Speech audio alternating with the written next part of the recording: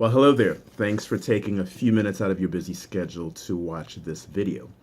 If you're watching, this is my third video in what I hope to be a series of many videos that you'll find that are part of the movement hashtag YourStoryCanSaveALifeChallenge that you'll find on social media. That's an effort that I am leading with the hopes that through sharing really very many varied and different stories of really triumph over adversity, that we might just help curb the tide of suicide globally. And who knows, together, maybe we might just even end up saving a life. And so, looking forward to sharing today's story with you. So let me reintroduce myself. Hello again. My name is Ike Ikoku, and I am excited to share a bit of my story with you. You know, I always love a good story, and truth be told, our life experiences really provide us with a plethora of opportunities where we can dig into the treasure chest to find a really good story that we could share. And true to every story are its four parts: beginning, conflict, response, and redemption. And you know, good stories really do an awesome job of inspiring hope and encouragement. And let's face it, if you think about the world in which we live in today, who couldn't use a little extra hope and encouragement? So as you listen, it's my prayer. As a matter of fact, I encourage you to share your story. At the end of the day, somebody might just could use the encouragement that they find in your story. And if you're a part of the Your Story Can Save a Life Challenge, hashtag Your Story Can Save a Life Challenge on social media, my hats are off to you. I want to thank you for joining in with that movement and participating. And if you haven't heard this already, I really think you rock. So this part of my story begins in 1992. It's actually in the fall of 1992, and this 18-year-old high school grad was on his way to the University of Georgia in a brand spanking new two-door Hyundai Excel that my parents purchased, but that I would end up paying for. As I think back to that experience, I would say that independence and joy were but a few emotions that I was feeling on my first day on campus. And for the next 2 semesters, I would work for the University of Georgia Food Services while continuing to excel with my studies. You know, I was making friends on campus and really enjoying UGA's campus life, and just really excited about this new phase of life. The stretch of life for me seemed great until news broke that my father could no longer fund my school fees. And the more I think about it, this seemed to be sort of a recurring theme in my life. You know, I had worked multiple jobs to help support my family and contribute to the cost of my private high school education at Pacelli High for 3 years while I was at Columbus, up until the time that my dad would drop the domino that I couldn't finish up my last year at Pacelli and would have to transfer to a public school. I think back to when I was uprooted from boarding school in Nigeria and sent to high school in the US. At that time, I ended up losing contact with a lot of my old friends. When I was uprooted from Pacelli after my junior year of high school and sent to Hardaway High to finish up my last year, once again I lost contact with all of my old friends that I had forged, all those relationships that I had forged at Pacelli.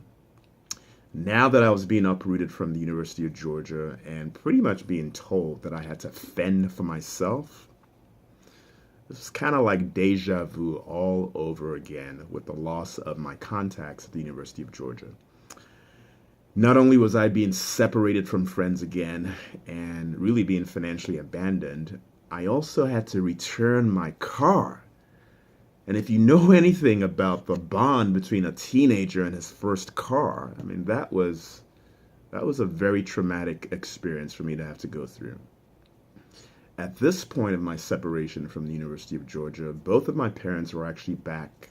They were back in Nigeria at this time, and again, I was left to kind of fend for myself. The conflict. What was the conflict? Well, at this point in my story, the conflict was simply this: Facing financial abandonment, would I give up on my goal of a college education? Would I just end up becoming another statistic? Just another African American without a college degree? No big deal, right? What would my response be? As I think back, it really felt like the next 3 years of my life were sort of like a blur. What I can tell you is this, though. It's the fact that adverse circumstances can tend to be door openers for what I would call angelic visitations. One such angel would be a girl by the name of Melissa Lopez, who was a former high school classmate of mine, whose dad let me live with them for free after I had left the University of Georgia to make my way back to Columbus. Mr. Lopez, Dr. Lopez, was also kind enough to co-sign on my first independent car purchase. So the Lopez family, if you're out there, Melissa, if you're out there, a big shout out goes to you. If you're watching this video, love you, miss your family, and certainly hope to reconnect with you guys someday. Once on my feet, I would move out of the Lopez's home and move into what would be my first garage apartment. And I tell you, I was so proud of that garage apartment. It felt like such a major milestone in my life for me.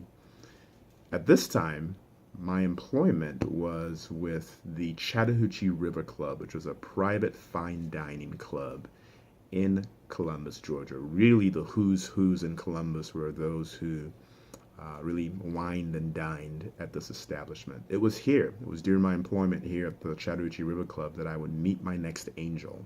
Her name would be Teresa Brown, and she was a co-worker of mine whose dad served in the military.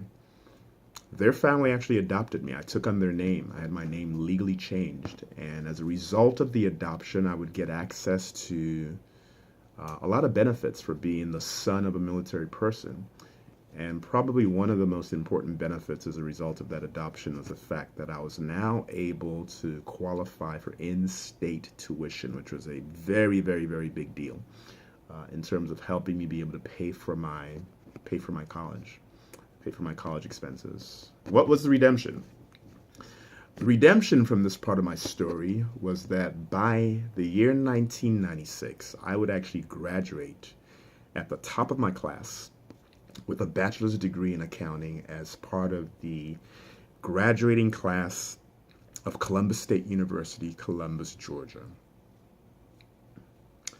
My appreciation for the Lopez family, for Melissa Lopez, for Dr. Lopez, for Teresa Brown and her family, the McKinnons, it cannot be overstated. Like I said, both families were really like angels to me during the season of my life. And though the work ethic and discipline from my high school years helped me overcome some of the challenges that I faced in college, I can honestly say that had it not been for these two angels that God would send into my life, I really, really doubt if I would have made it. As a matter of fact, I'm almost certain that I wouldn't have made it. And rather than this being a story of redemption, my story could have had a rather terrible ending. So here's the deal. I know the odds of success may seem bleak as you assess your current situation. I'm not sure what the current challenges are that you might be facing, but I can assure you this. Whatever your challenges are, they are not too difficult for the God that I serve. Even if he has to send an angel or two to pull you through, I believe that God will do whatever he has to simply show his love for you. So listen, if you are one of those that can testify that his love for you has pulled you through some very difficult and dark times in your life, then can I ask you to do a small favor? Would you please share your story and use the hashtag Your Story Can Save a Life Challenge on social media. The fact of the matter is there could be somebody out there that is simply needing to hear your story, and when they do, it might just give them the encouragement that they need to make it to the next step in their journey. And if you're already a part of the Your Story Can Save a Life Challenge on social media, then again, I just really want to share my feelings of just thanks and appreciation. You guys really rock, and I appreciate you participating in this movement. So again, thanks for listening, thanks for participating, and until next time, be well.